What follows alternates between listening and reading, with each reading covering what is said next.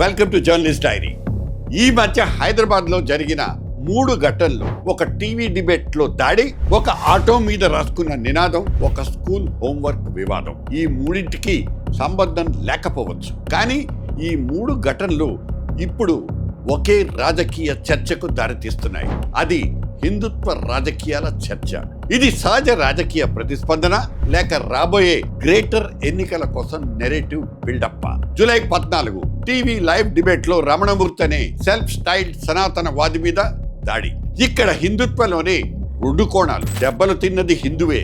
నిందితుడు ధర్మవీర్ అనే సంస్థ నాయకుడైన కశ్యప్ రెడ్డి కూడా హిందువే. జై భారత్ పార్టీ వ్యవస్థాపకుడు, విజయ విహారం సంపాదకుడైన రమణమూర్తి మీద ఈ దాడి ఎందుకు జరిగిందంటే సింపుల్, హిందుత్వ అంశమే.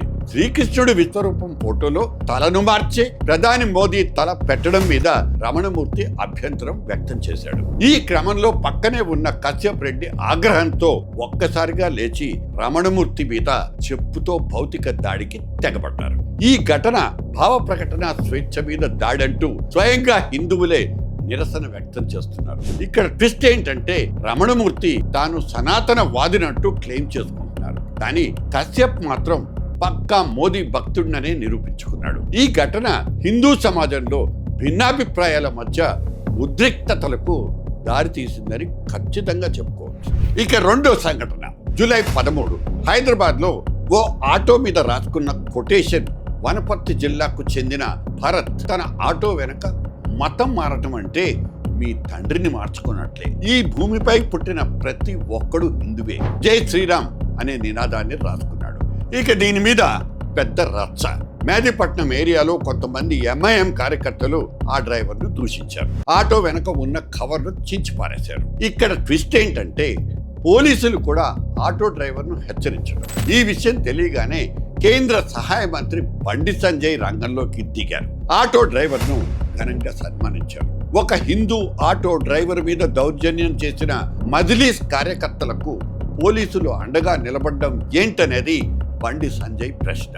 మొత్తానికి ఒక కొటేషన్ 2 వర్గాల మధ్య తీవ్ర రాజకీయ ఉద్రిక్తతకు దారితీసింది. ఇక లాస్ట్ 3వ సంఘటన ఇప్పటి వరకు జరిగిన వాటిలో జూలై 15 సక్సెస్ ద స్కూల్లో కల్మా హోంవర్క్ వివాదం.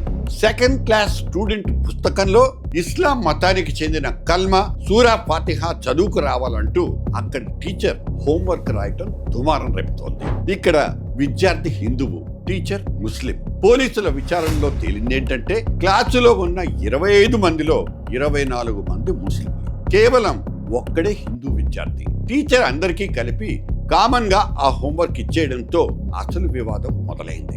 హైదరాబాద్ రాజకీయాల్లో మతపరమైన అంశాలు మరింత ప్రాధాన్యం పొందే అవకాశాలు మాత్రం కనిపిస్తున్నాయి. ఈ పరిస్థితిని ఏ పార్టీ ఎలా ఉపయోగించుకుంటుందన్నది, చివరికి ఓటర్లు ఎలా స్పందిస్తారో అన్నదే అసలు పరీక్ష.